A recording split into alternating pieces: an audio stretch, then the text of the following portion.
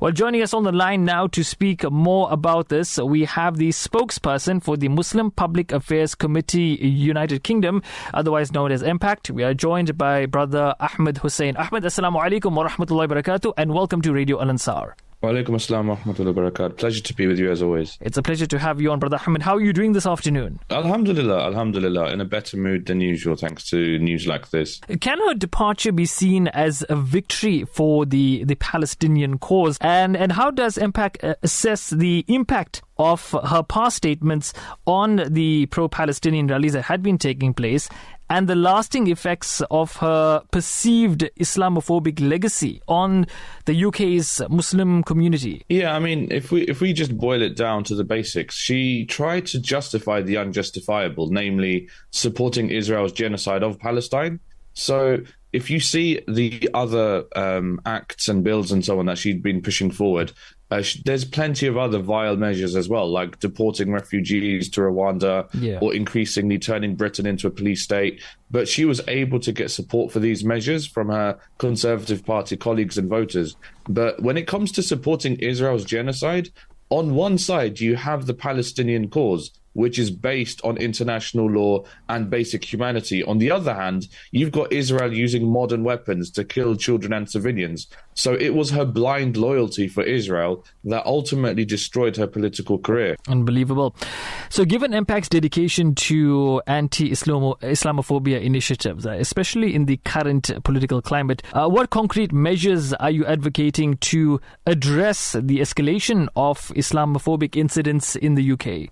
Look, what people have to understand is that Suella Braverman might have lost her power for now, but there are plenty more politicians like her. Yes. And when they gain power, and that can happen at any time, when people like her, when Islamophobic politicians like her gain power, Islamophobia increases physically on the streets. So any measures that any group of Muslims take up and down the country must have a political impact in their sights. So different actions work in different towns and cities. So for one politician, their doors may be open to Muslims who get organized and regularly meet up with them to keep them informed about issues. But for other politicians, their door may not be open to Muslims at all. And so you have to actively campaign against them at every election. The only option that does not work is doing nothing political at all. That only leaves the way clear for Islamophobic politicians like Suella Braverman to come in again and ruin your family's lives.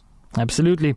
Now, with the all-party parliamentary group on British Muslims, expressing concern over her comments, what strategies is MPACUK implementing to ensure the safety and the well-being of the Muslim community amidst heightened political and social tensions that they are experiencing at the moment? Yeah, that's a very good question. But the first thing I'm going to say is that there is no silver bullet that immediately solves everything. Correct. So as I mentioned before, the political impact needs to be a top and consistent priority with any efforts. And in terms of MPACUK UK, in previous elections, we've worked on election campaigns that we call Operation Muslim Vote. Basically, it's about being strategic and intelligent and pragmatic with Muslim votes by analysing marginals, local Muslim populations, past voting records, etc., etc. And by the end of the election, by the end of that campaign experience, in that locality, you end up with a team of activists who can keep the pressure up between elections too. So remember, there is no silver bullet about getting a result today and never having to work again. It's about gaining the experience and confidence over time to keep the politicians on their toes instead of politicians keeping Muslims on the back foot. Right. So how does MPACUK, plan to address and counteract the potential for future political scapegoating of the Muslim community, taking into account the lessons that we've learned from this current situation where Braverman's overreach and the her eventual departure?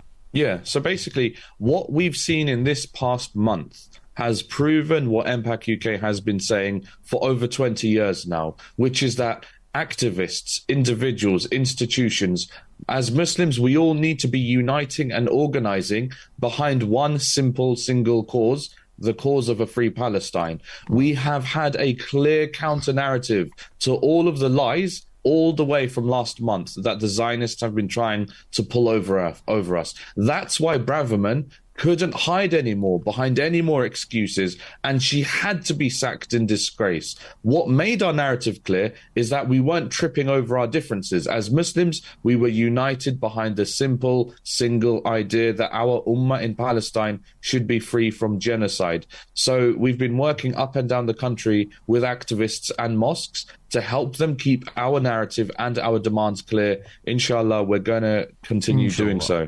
Much as this is a step in the right direction, a win for the cause, we will see that happen very soon as well. Inshallah. Brother Ahmed, shukran. Thank you so much for your time and chatting to us here on Radio Al Ansar. It's been great having you on.